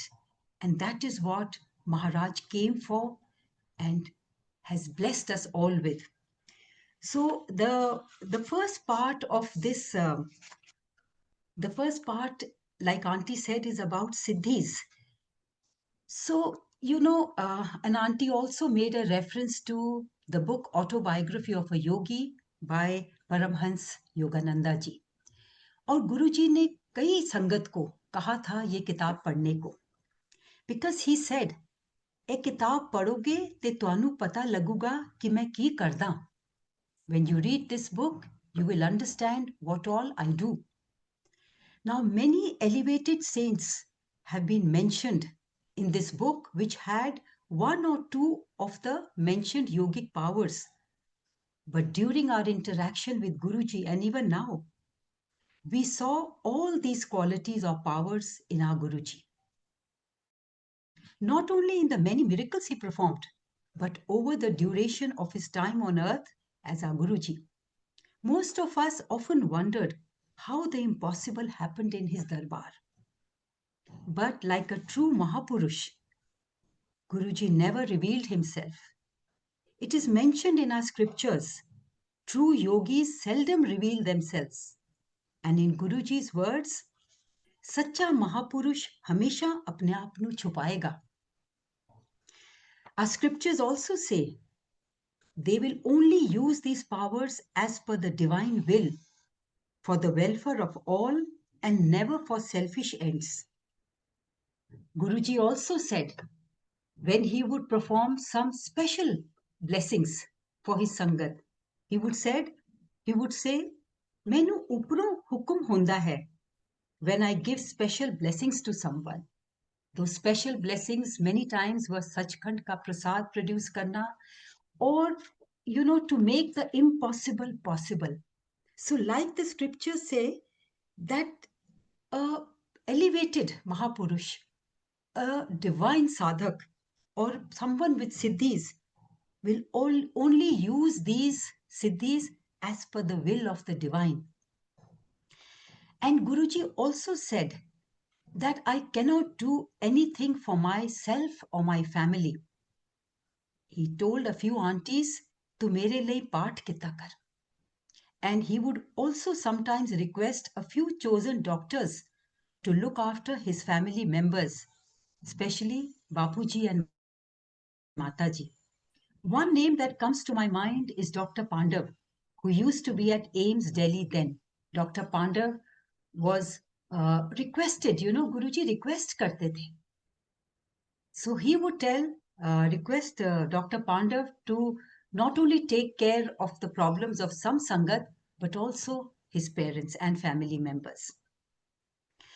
So while going through the many yogic powers mentioned in the autobiography of a yogi, I could link, like Auntie also said, I could link each one of them to our Guruji.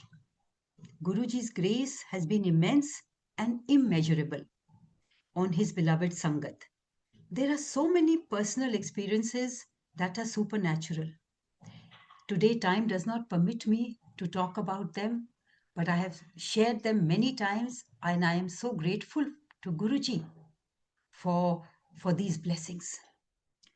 I am amazed beyond words that there is no other explanation other than attributing them to God's grace.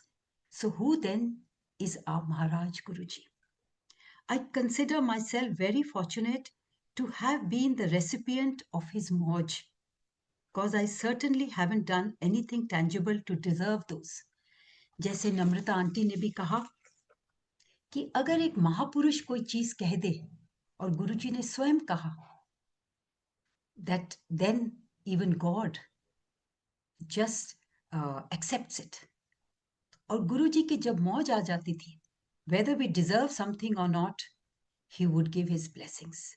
And many, many thanks to Guruji for that.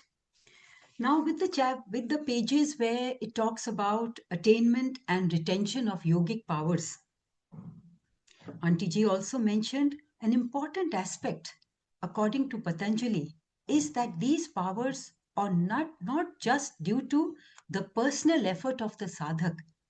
They come with the grace of the Supreme Power, who doesn't bestow these siddhis on those who are likely to use it for malpractices, because the divine knows everything. And with reference to retention, it mentions that the focus of the sadhak should not be just attainment of powers, but to focus on the ultimate goal of enlightenment or liberation. Liberation from all desires under the influence of Maya, and liberation from the fear of death and all other fears.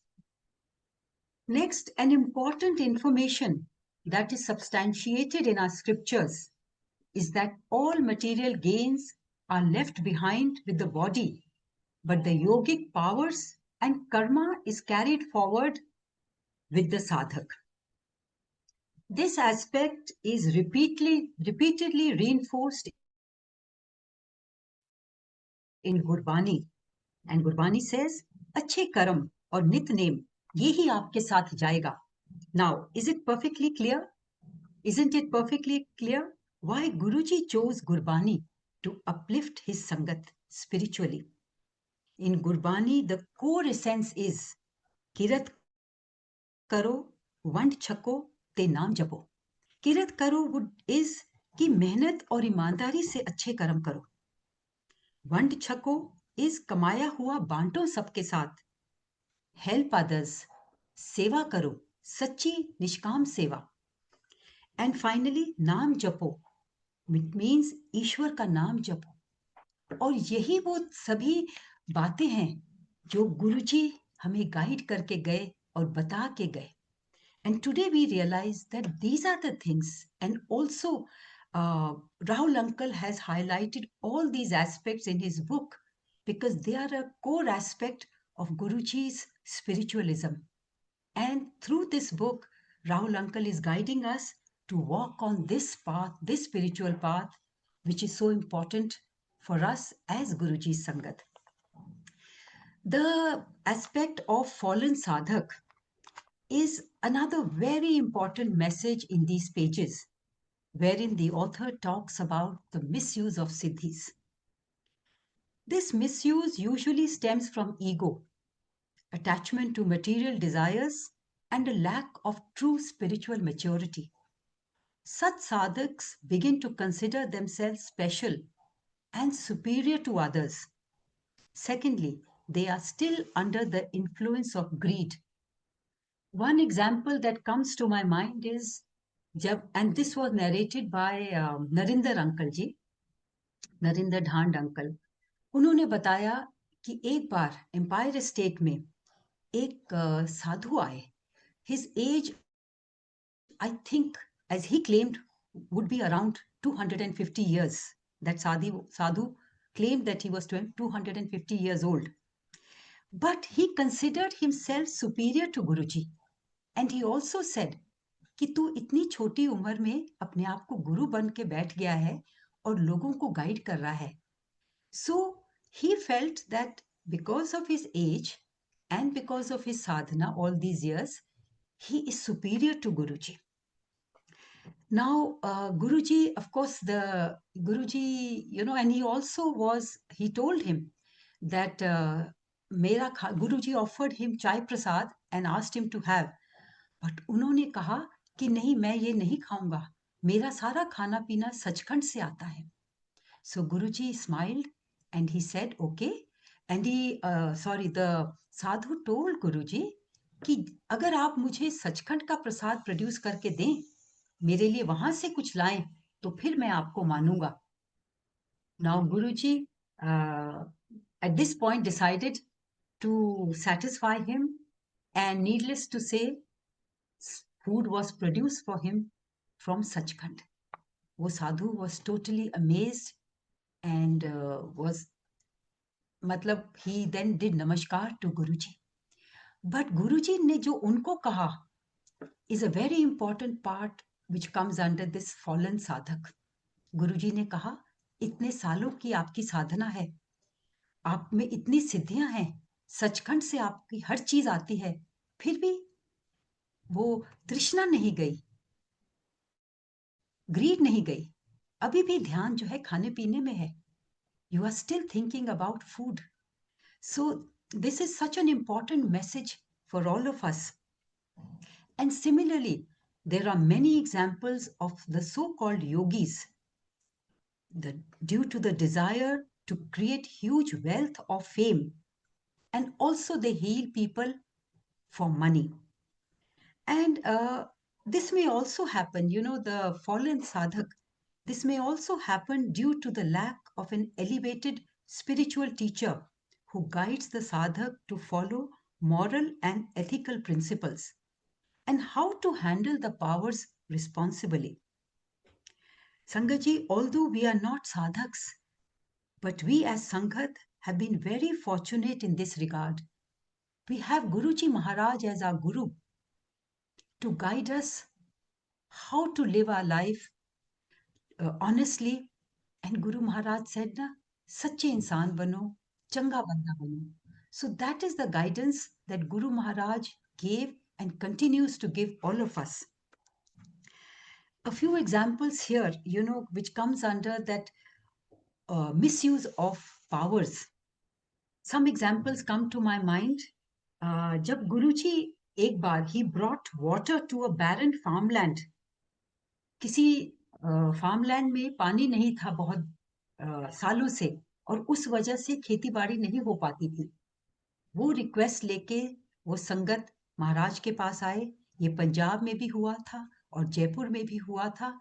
तो गुरुजी ने अपनी कृपा की and he brought water to that farmland. But he also warned them against ever selling it. He said that if it was ever sold, it would dry up. Also he advised some doctors never to charge a huge fee from poor people. This selfless seva, I believe, is a form of sadhana. Now, the next point in this category, the fallen sadhak, is that such misuse often leads to severe karmic consequences in this life itself or in the next. The powers, as Rahul Uncle in his book has mentioned, the powers may weaken or disappear if used for material gains or unholy practices. The sadhak may even fall from grace. We have many examples to illustrate this, and it is also mentioned in our scriptures, Ramayan Mahabharat में और शिव पुराण, जो हम सबको Guru Maharaj guide कर गए पढ़ने के लिए. शिव पुराण में हमने पढ़ा है कि कठोर तप के बाद वरदान प्राप्त होता था, परंतु जब उस वर का दुरुपयोग होता था तो शिवजी महाराज उस वरदान को बेअसर करने का भी समाधान निकाल लेते थे. बहुत सारे एग्जाम्पल्स हैं, and one that comes to my mind is also about Ravan. So the message for us is that Guruji never wants his name or his blessings to be commercialized, nor used for promoting oneself. So, Sangatji, to summarize, in the words of Swami Sivananda, he said that siddhis come to people after some sadhana and after some purity is attained. If the sadhak has not fully surrendered his or her ego to the divine, there is potential for serious misuse of these so-called powers. Then he and many other saints, including Swami Chidanand ji, say that these powers should be treated as demonic powers unless the sadhak is firmly established in God. Because only when that happens, there is purity within and the ego goes. Gradually, there is oneness with God. So, if attainment of siddhis is not a sign of spiritual progress, what is?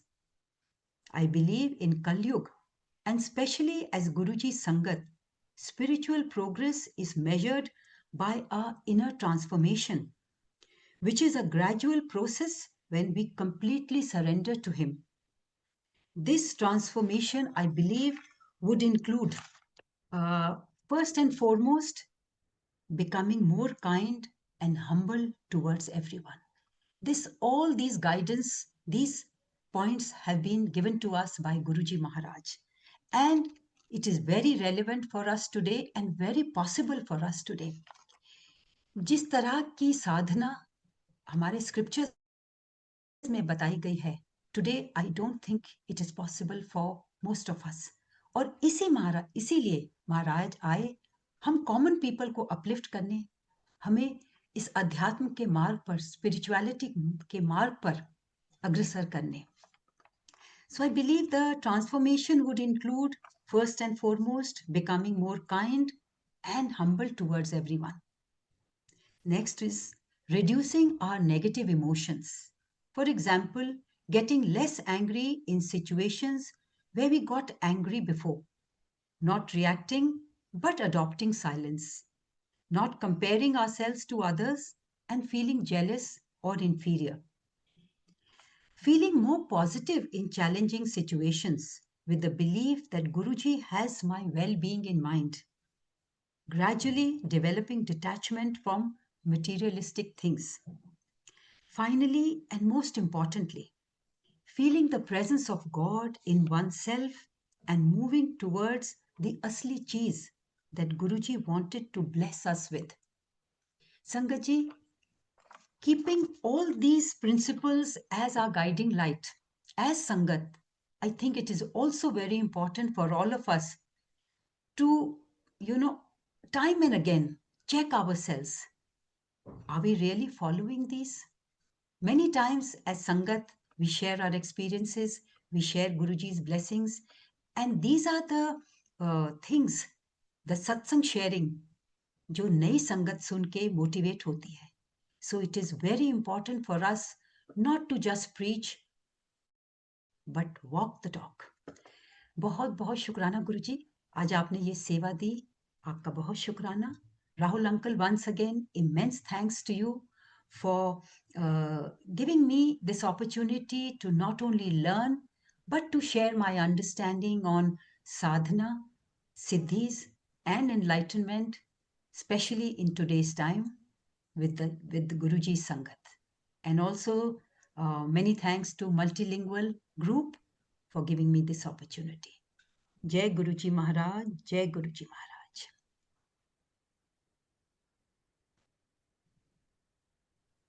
Thank you so much, Tanuj Kapoor Auntie, for such meaningful insights. I would now request Raul Uncle to please take over. Thank you.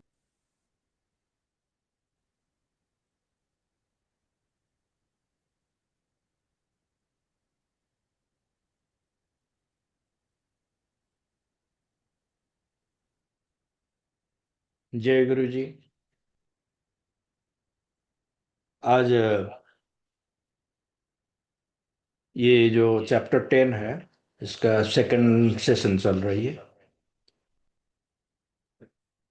इस chapter की जो मकसद है, जो objective है, नम्रता aunty ने जो disclose किए, मेरे साथ जो बात किए थे, उससे क्लियर होता है कि if we find a Guruji performing some supernatural powers, and that is not that always he does it. It was sometimes automatic and sometimes we don't know why he performs that. But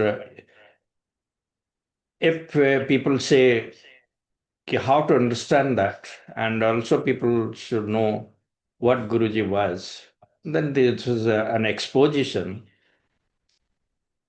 This is possible, and this has happened throughout our history. We have seen so many Mahayogis and avatars coming to this world, and they have demonstrated these powers. And also sadhaks, they have attained these powers and utilized for the betterment of the humanity, not for their selfish interest or for material gains. So इस chapter में ये जो details बताएगा, particular today's session,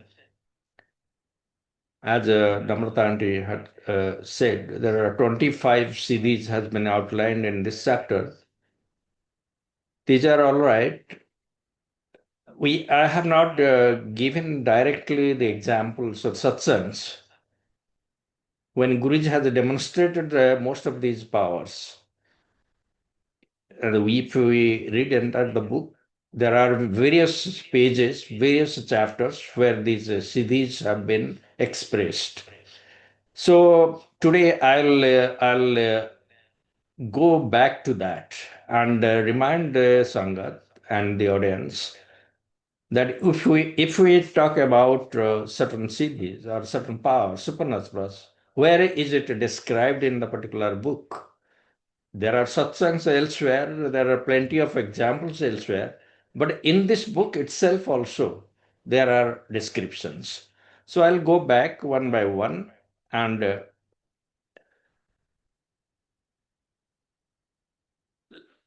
let us talk about the first one is Trikaldarshi, knowledge of past, present, and future. If we go to chapter 4, pages 123 to 129, where we have talked about the initiation of the disciple or the followers to Guruji's fold. Guruji sometimes opens the doors, and that doors talks about his present and past also. As usual, Guruji would not be positioning himself as a fortune teller. He will not talk about the future. But it is known that he talks about the present and the past without asking the person about his past and present. Then the second part is the second supernatural power is the Durasarban, or the third year, where the Mahayogi is able to hear or listen the conversation taking place far away. And in pages 132 to 133, this has been described about myself when I went to a party, and next day we went to Guruji's satsang.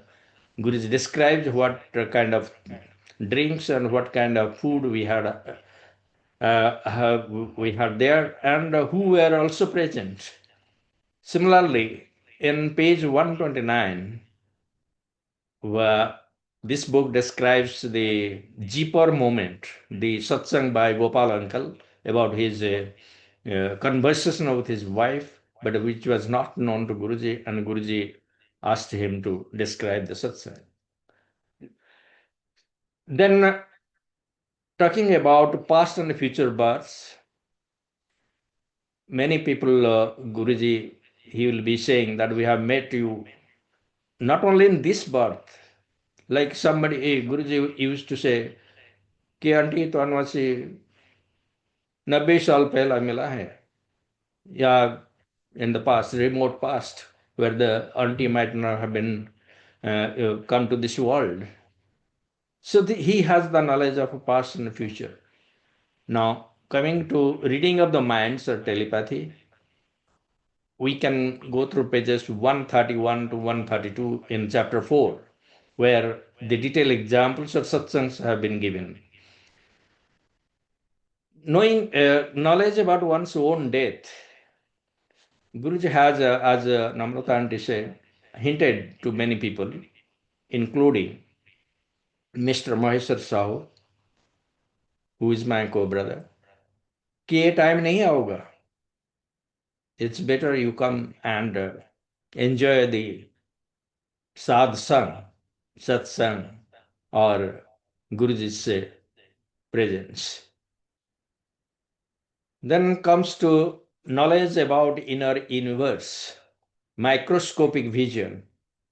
In chapter 2, we have described the chapter heading is assuaging with compassion and healing. There is details about the ability of Guruji to know the detail, you can say the physiological problems or the defects inside the body and curing the disease. Page 108, where Mr. China's satsang, and page 107, we have described the satsang about this microscopic vision by Guruji. Coming to extrasensory vision,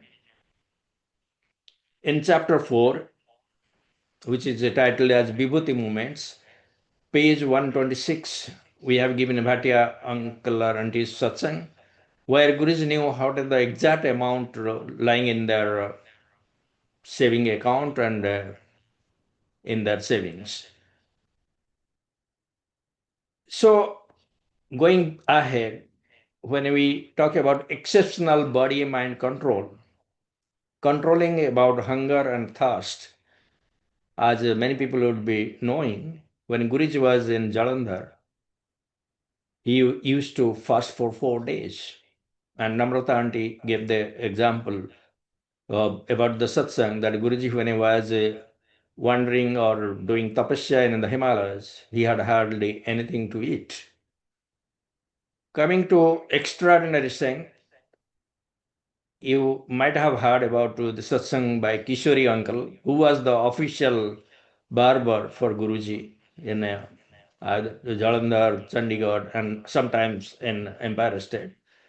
He has described a satsang कि once he wanted to shave Guruji's head, but he could not run the razor because the Guruji head was turning like a stone. And that's why Kishori realized the greatness and supernatural power of Guruji, and he became the follower. Exceptional aura or charisma that everybody who have met Guruji, they have realized it. I need not describe it.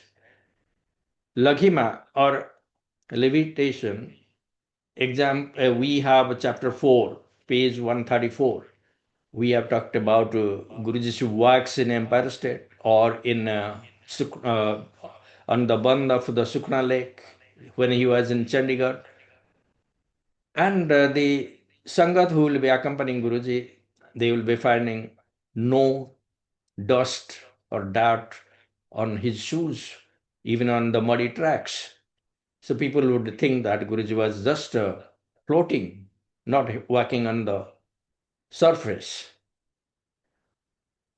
Next is a control over the 5 elements.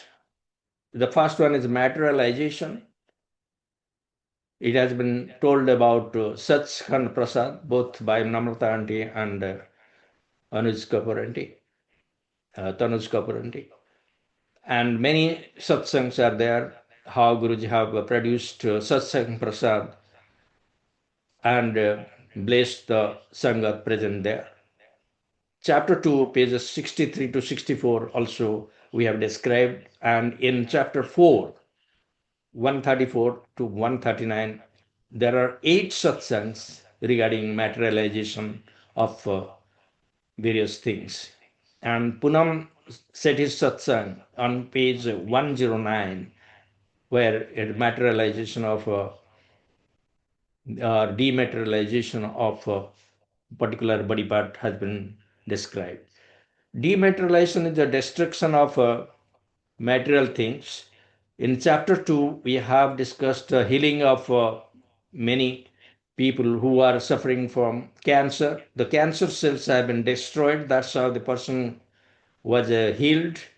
So there are many examples of that. But there is a specific example, Colonel Tour's son, who could hear because of his infection or the damaged part of the ear was cured by Guruji. It is on page 90, chapter 2. Kiran Sud Satsang on page 80, chapter 2 is also there, where dematerialization of somebody elements have been described. Perfection of body. One aspect of this is body fragrance. And I need not tell about how Guruji's fragrance have been felt by the Sangha. Bhavesh Satsang in chapter 2, page 64, page 61, my own Satsang. David Harrison's Satsang in chapter 3, page 101. These are many examples, including the fragrance felt by Sudhir and his brother in Oxford and Manhattan has been described. Controlling of nature and weather, we have discussed in chapter 4, pages 139 to 140. Chapter 1, page 28, the Bin Badal Barsat heading, particularly the royalty in Jaipur could enjoy the rains when there was no cloud. There is one small satsang about our own experience. We were in sector 23, Chandigarh, and Guruji was supposed to come for a satsang at our home. That time, particularly in the midday, it was raining heavily, and the lawns of the residence where we were residing got filled with water, and we are supposed to hold the satsang in the lawn. There was like 6 inch of water in the lawn. The rain continued for hours, but around 3 p.m. the sky got cleared, and the water was drained out. We put some sand and salt powder, and again it was got dried up. Everything was arranged, including Guru's ashan and the catering. Everything was arranged in the lawn, and the satsang was held as usual. Guruji blessed the Sangat who were present there, and we were thankful. We are grateful, Guruji, that the weather got cleared out.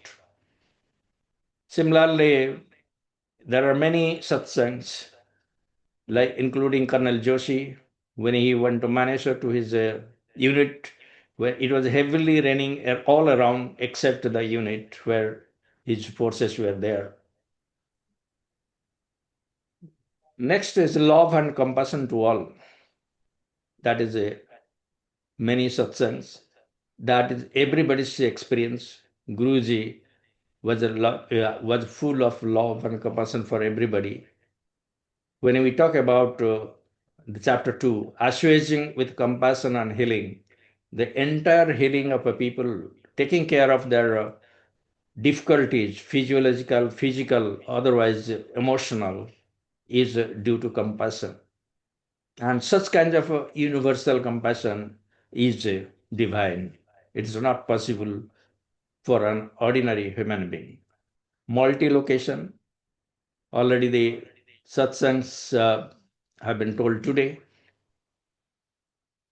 The multi-location is also present, is felt, multi-location of Guruji is also felt through his fragrances, which is happening today even. Page 62, chapter 2, and we have pages 140 to 142 in chapter 4. All that describes the multi-location of Guruji through his fragrance. There are also satsangs by Sudama. Sudama, who was the Sevadar in Jalandhar, the kind of forms have been demonstrated by Guruji when Bapuji visited Jalandhar. So other people have different satsangs talking about how Guruji presented himself in different forms to them. So all these satsangs and all these examples show that Guruji had those kind of powers which we have described in this chapter. Most of the powers, I don't say that all the powers, and that demonstrates the level of attainment, spiritual attainment of Guruji. So Guruji's followers, many of us, we consider him as the divinity incarnate. Even for a so-called rationalist or so-called people who follow the scientific method or they doubt about such powers, this chapter shows that it is possible to attain these powers by any human being who has that sincerity and that kind of sadhana. They can also attain these powers. At the ultimate level, there is no distinction between divinity and that human being or that sadhak. So when we say, Guruji also said that Rab tumhare andar hai, you have to invoke and you have to realize and get that level. It's not that just stating verbally or mentally conceiving that God is within you does not make you that does not lead you to that level. So that is the learning we get, and both Tanuj Kapoor aunty and Namrata aunty, they have also expressed that Guruji has shown us the path. It is up to us to follow that path and thrive for higher levels of spiritual attainment. As it has been rightly said in Bhagavad Gita, and it has been repeated in this chapter, that such spiritual attainments do not go away when you leave you leave your human body. It remains for births. So it is better to follow the Guruji's teaching to go to attain higher levels of spirituality. That is what I wanted to say. Thank you very much. I am thankful and grateful to the multilingual global team, both Namrata aunty and Tanuj Kapoor aunty, and today's, I believe, Kamini Tandonji and others who conducted the program, because Vasan uncle was traveling and not last. It's all Guruji's blessings that we are together and we are discussing about Guruji's Mahima. The next session will be chapter 11, it's the spiritual essence of Guruji. And Dr. Arup Mitra will be the reader come analyst, and Bhavesh Pandey uncle will be the interventionist for pages 264 to 274. Jai Guruji. Thank you, Raul uncle. Thank you for such beautiful sharing. Sangatji, thank you for remaining with us and joining us today. We will take Agya from Guruji Maharaj. Shukrana, Guruji. Thank you. Thank you very much.